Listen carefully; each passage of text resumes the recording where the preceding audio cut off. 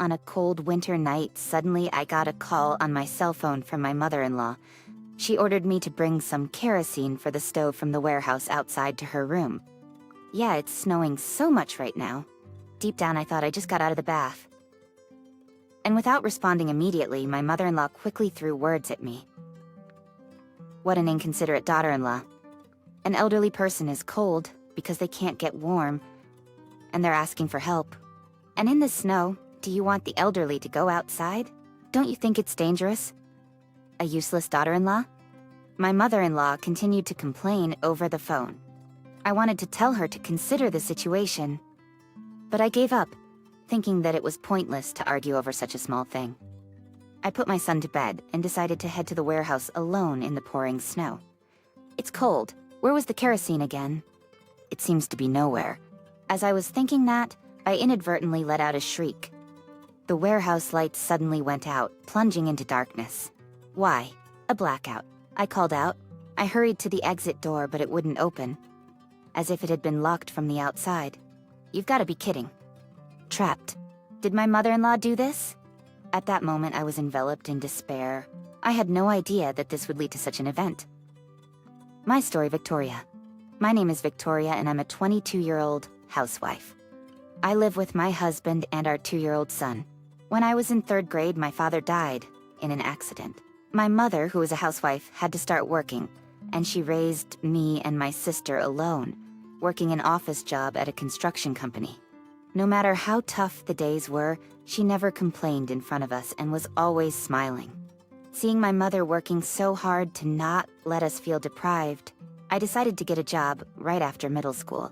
My teacher and friends tried to persuade me, saying, "For your future, it's better to go to high school."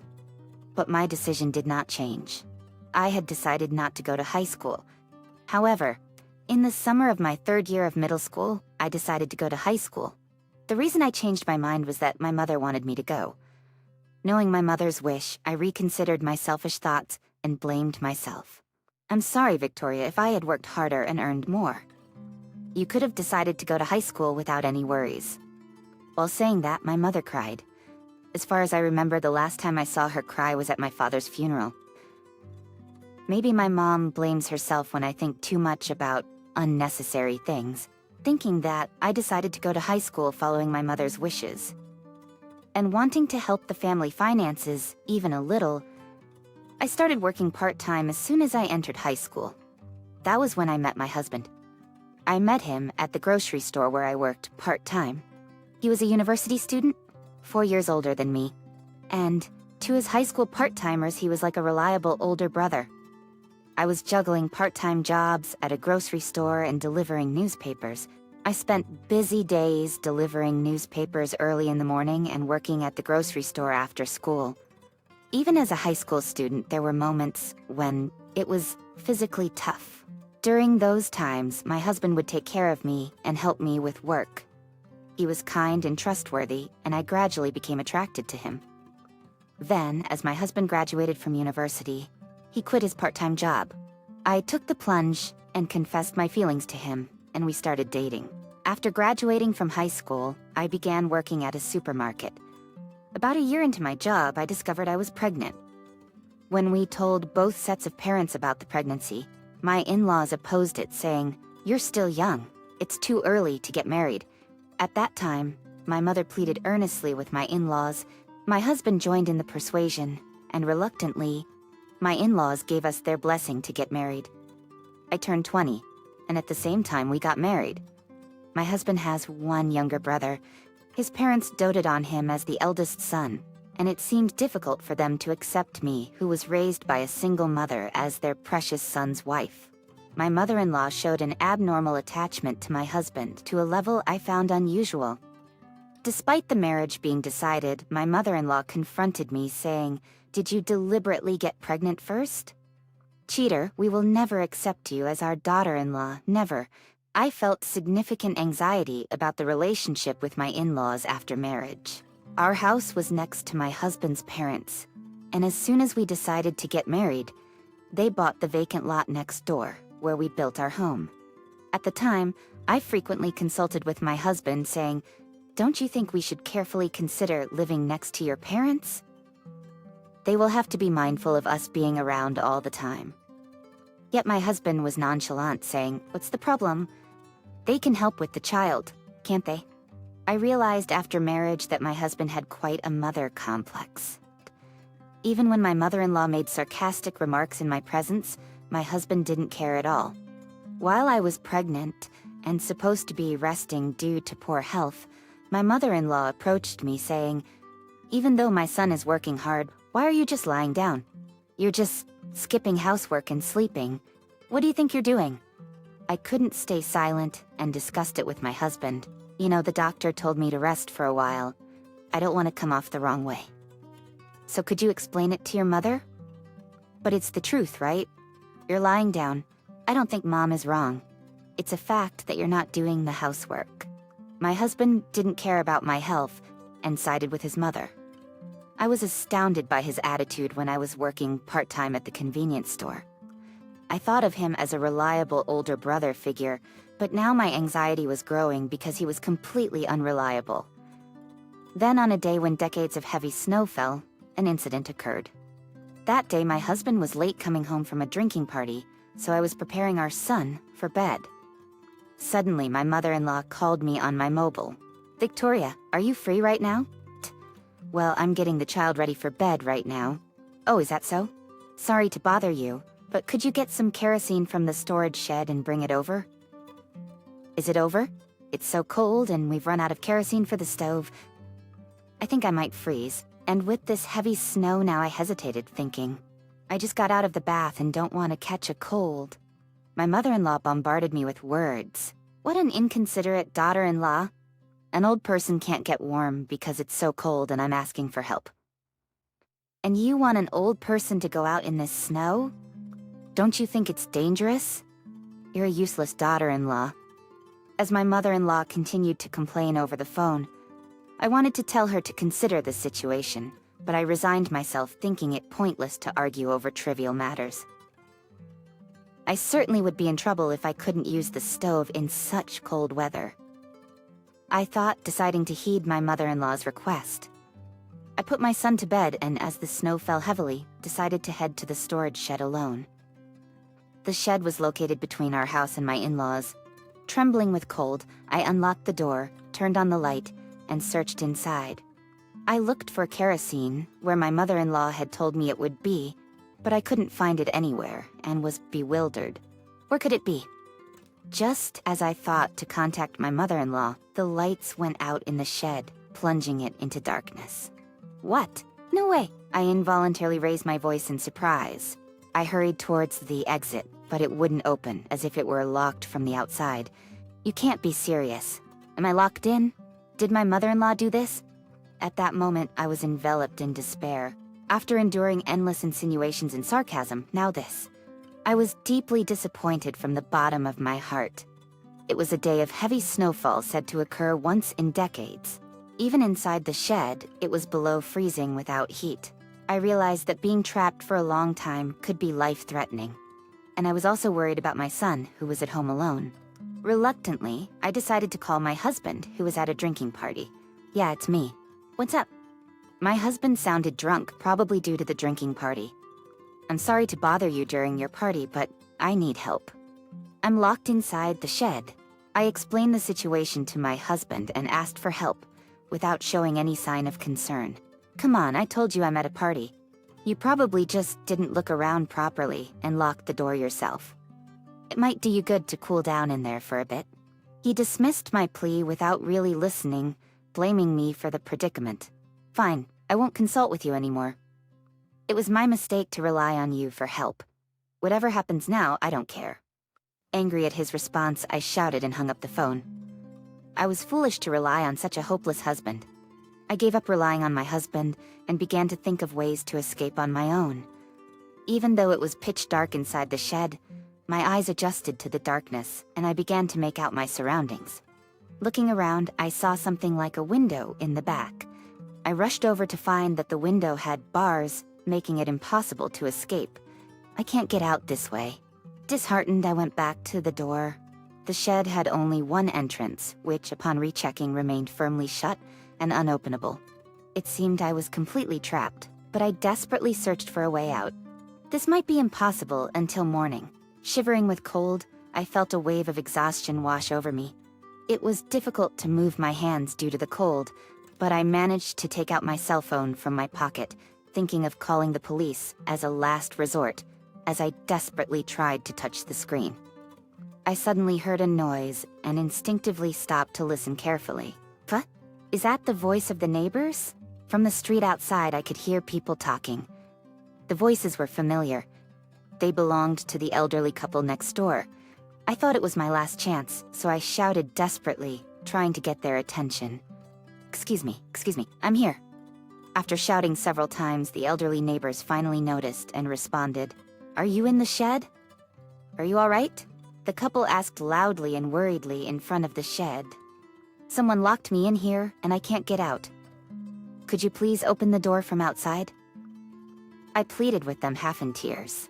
The neighbors, realizing the seriousness of the situation, hurried to pry the door open. Once safely outside, I cried with relief. The elderly couple seemed to understand the gravity of the situation after seeing my state. They suggested that I stay at their house for the night since I was so unsettled. Gratefully, I decided to stay with them, along with my son. According to the couple, my in-laws' house had a bad reputation in the neighborhood for mistreating their daughters-in-law. Previously, the wife of my brother-in-law was also locked in the storage, which led to a major commotion between him and his parents. Because of that incident, the neighbors had been worried about me as well. Though I was a stranger to them, I thanked them for their concern and help, perhaps because I had been locked in the storage in the snow for a long time. I was at my physical and mental limits, and that night I fell into a deep sleep. The next day, I woke up to some noisy sounds coming from outside. I quickly changed clothes, left my son with the elderly couple, and went outside. There was a crowd in front of my family's house. What's happening? Approaching the crowd, I saw that ambulances and police had arrived. Surprised, I rushed into my home. Upon entering, my husband shouted angrily at me. "Where have you been at a time like this?" Coming back now, he yelled with tremendous anger. "Didn't I call you last night? I told you I was locked in the storage." The couple next door helped me, and since I was feeling anxious, they let me stay overnight. I explained the situation, but my husband's anger did not subside. According to him, my mother-in-law had collapsed in the storage, and she was found early in the morning. She must have gone to check what had happened to me after dawn. Last night, while locked in the storage, I had desperately searched for tools that could help me escape. Of course, the work in the dark must have left the storage in disarray. Then, in the dim light before sunrise, my mother-in-law entered the storage. Unaware of a ball rolling at her feet, she tripped, hit her head, and collapsed. Though she was found and taken to the hospital, she unfortunately passed away due to the severity of her injury. My husband and father-in-law blamed me, accusing me. "It's your fault for making a mess. Take responsibility," even when I explained the harassment from my mother-in-law. And the fact that I had been intentionally locked in the storage last night, they wouldn't listen. There's nothing more I can do. Disgusted, I decided to divorce and leave the house with my son. My brother-in-law seemed to understand how I felt and said, "Dad and brother are a bit crazy. It's natural for Victoria to leave." I also can't stand what's been done to my wife and the attitude towards Victoria. So I'll cut ties with you as a family. Then my father-in-law and husband, in a fury, began to yell and shout. "You all talk about divorce and cutting family ties on your own, but don't think such a thing is possible. I will not agree to a divorce. After all, you're the one who staged the whole warehouse incident to make my mother look bad, right? Dishonorable. Be grateful that I'm still registered as your husband." Yet, my resolve to divorce did not change. I'm truly sorry about your mother's passing. However, I can't forgive her for the harassment she directed at me. There's irrefutable evidence that I was locked in the warehouse. I recorded it on video. If necessary, I'll submit it to the police, okay? As she said this, she took out her phone. "Don't joke with me. Phones can be destroyed, you know? If it's broken, it won't serve as evidence," he ranted, refusing to acknowledge the murderous intent behind his mother's actions towards me. I was nothing but astounded by my husband's attitude and his remarks. Actually, my sister got married recently, but I didn't tell you because I didn't think it was necessary. Her husband is a liar. Considering the harassment I've endured and the psychological trauma from being locked in the storage, which I have on video, I plan to file for divorce and demand compensation. Upon hearing this, the husband's face turned pale. Wait, your sister's husband is a liar? Compensation? Hey, that's a joke, right? I admit that my mother went too far by locking you in the storage. I think it was an accident. I will apologize properly for everything. So sorry, but let's not talk about divorce. Can we discuss this again, please? My husband pleaded desperately. I had been seeking a divorce, but for some time now, I have been reconsidering. My husband stubbornly refused to agree. My mother, my sister, and my brother-in-law came to persuade my husband and father-in-law to agree to the divorce. My mother begged my husband and father-in-law for a divorce, just as she had done when I got married. It was clear that their side of the story wouldn't hold up in court. After all, photographic evidence had also been taken. My husband and his family had to admit their wrongdoing and reluctantly agreed to the divorce, signing the divorce papers. Finally, the divorce was finalized and I was awarded custody of their son. I took my son and returned to my parental home. On that day, I was locked in the dark, freezing storage amid a heavy snowfall. I didn't feel fear because I was so focused on escaping and protecting my son. However, now living a stable life and reflecting on that day, I am often struck by panic and tears. With the support of my sister and brother-in-law, I decided to demand compensation from my husband and father-in-law. The video of the incident in the storage and the testimony of neighbors supported my claims, and my arguments were recognized. Initially, my husband and father-in-law insisted on not giving up custody of the child. However, I asked, what would have happened to me that day if the neighbor hadn't helped me? If the child had lost his mother, he would have been psychologically scarred. I cannot allow people who would casually inflict such harm on a child to raise him. After this, my husband and father-in-law fell silent. Afterwards, they said nothing more about the custody of my son. All negotiations after the divorce were left to my sister's husband. According to my sister's husband, after I left the house, rumors spread even further in the neighborhood of my in-laws' home that it was a house known for mistreating brides, and my husband and father-in-law received cold looks from those around them. Furthermore, when my husband's boss heard the rumors, he demanded an explanation and inquired about the circumstances leading to the divorce. Enraged that my husband had ignored my plea for help on a snowy day to go to a drinking party, the boss demoted him. My husband, whose position at the company became precarious, decided to resign. It became difficult for him and his father-in-law to stay in the company and the local area. So they decided to sell their house and land and move to a different area. Following this incident, my brother-in-law and his wife also completely cut ties with my in-laws' family. On the other hand, I returned to my family home with my son and started a joint life with my mother. I asked my mother to reduce her work and take care of my son. She was delighted, exclaiming, "I'm truly happy to spend time with my grandson." And so I decided to work as an office assistant at my sister's husband's firm. At the age of 20, having married early and spent time as a homemaker, the experience of working and earning money on my own was fresh and enjoyable.